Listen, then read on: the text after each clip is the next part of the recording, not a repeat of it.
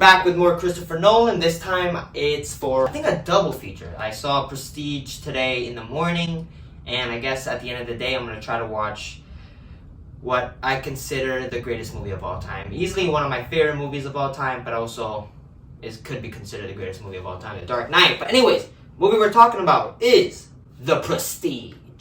The Prestige is a drama mystery.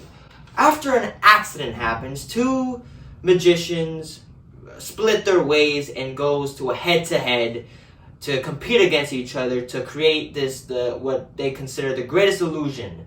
But they realize that they're risking the lives of the people that are close to them. And of course, the film's runtime is 130 minutes. The rating is PG-13 in color.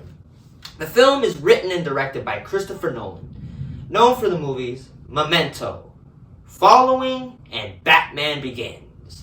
So yeah, I remember seeing this movie before. I remember seeing this with my aunt. Of course, I was like, alright, I love Nolan, favorite filmmaker of all time. So I was like, let's watch The Prestige, which in a way is not the most complicated Christopher Nolan movie. This isn't like a Memento or Inception. It has its complex ways, but it can be easily, in a way, you can easily digest the film. Of course, this is probably the easiest digestible movie. Of course, that's not Batman Begins, but I think this is pretty easy compared to one of his, let's say, twisty plot twists, just messing with the mind. And I love The Prestige. This film is amazing. It is an amazing directed movie. Some consider this to be Nolan's best. I do think so too. This movie's fantastic. I love this movie from beginning to end. The mystery aspects was very interesting, and when shit happens during the movie, you're like, your eyes open, and it's big. And of course, when I first saw the movie, I already kind of knew the big twist. So when I rewatched it, I was kind of like looking at the movie in a different way, and I feel like the movie's more enjoyable too as you see it through time, when you're really looking at it in that way where you're like, wow, this is interesting, and you're just seeing something that's going to lead to like a bad thing, pretty much. And it was fun. I absolutely love the movie. The performances by everybody in this film is just amazing, specifically the protagonist, Christian Bale, which he plays a British guy in the movie. Of course, he's more American in the Nolan movies, playing Bruce himself, but he's British in this one. And yeah, he's the magician who is, I would say, the cause of the loss of the other guy, and they competed against each other, but not one of those friendly rivalries. A very violent and very just like people's lives are online shit. And Christian Bale is also dealing with his own personal things. And Christian Bale, fantastic actor. He's amazing in this movie. He's a very interesting. You see the movie in a very interesting way where you're like, okay, but the more you see the film, the more clearly you see the character and like just the sacrifices of the guy and just the things that he had to do and try to become the best magician he could be. And my God, Christian Bale is amazing.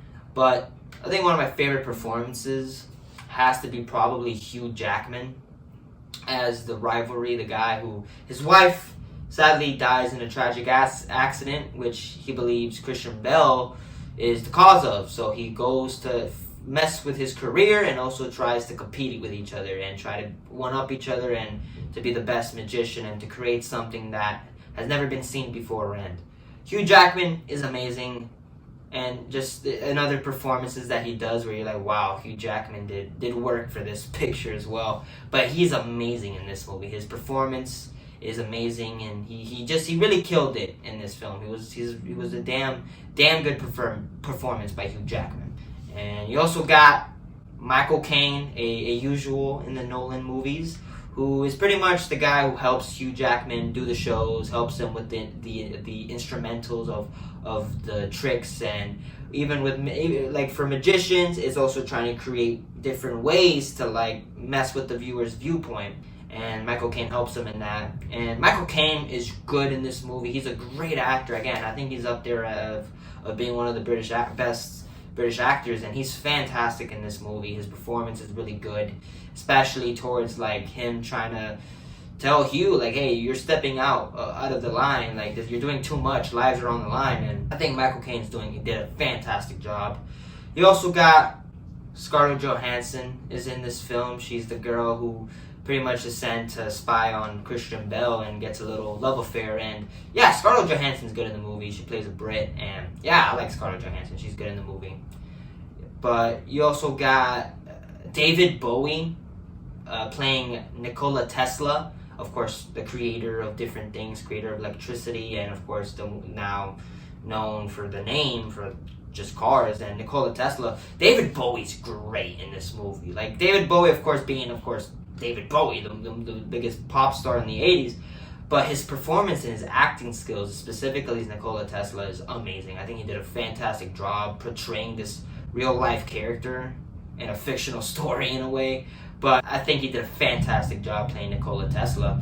And you also got the wife of Christian Bale, and she pretty much is there for him, for the magician, but she's dealing with a lot of shit, like mentally and just with her husband being, I don't want to get into it, but yeah, I think the girl did a fantastic job in this movie, really portraying this girl who wants the love of her husband, but it's really hard for her. And I thought the girl playing that very emotional character and where it leads to is actually very tragic, and I thought the girl did a fantastic job. And all the performances in the movie, even Andy Serkis is in this movie. He plays the guy who helps, I guess, David Bowie. He's the messenger, or he's just there helping out. And yeah, Andy Serkis is amazing. Every time, like when I first saw the movie, I was like, oh fuck, it's Andy Serkis. It was great. It was a cool experience seeing Andy Serkis not being in the green screen for a while.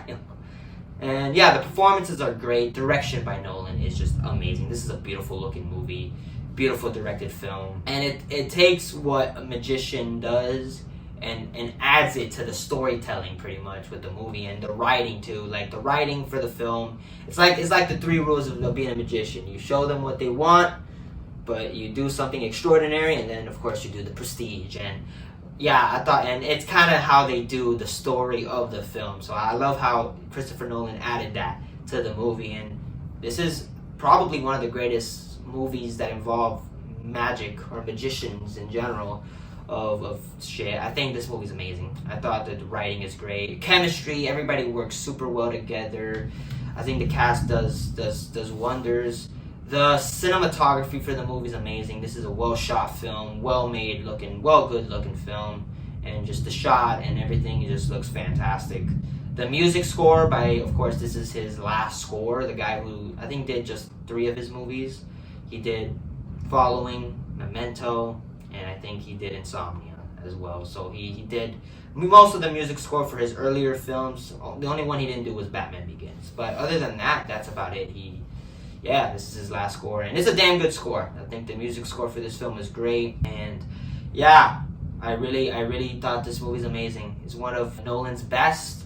At the time when this movie came out, it wasn't like a lot of people didn't dig it, but when the time, well, people dig, I don't remember, I wasn't during the time, but if I remember, it wasn't like a hit, like it was like a late hit during time, and now some consider Nolan's best film, and I agree, this movie's amazing. So for that, it gets, without a doubt, my 5 out of 5 stars. I absolutely love The Prestige. It's one of Christopher Nolan's best films. Some consider it one of his best movies, and I'm up there. This is one of his best complex story that's easily, I guess, digestible, but also with a twist that will get you like, wow, I did not see that coming. And when you see the movie again, it's like you see the movie with different eyes, and that's what The Prestige does to you. Like any great magician does, The Prestige does, and I respect it and I love it. So those are my thoughts for The Prestige, and my God, if you have not seen it, go ahead and see it. It's a must watch, and I feel like everybody should check it out. So anyways, those are my thoughts.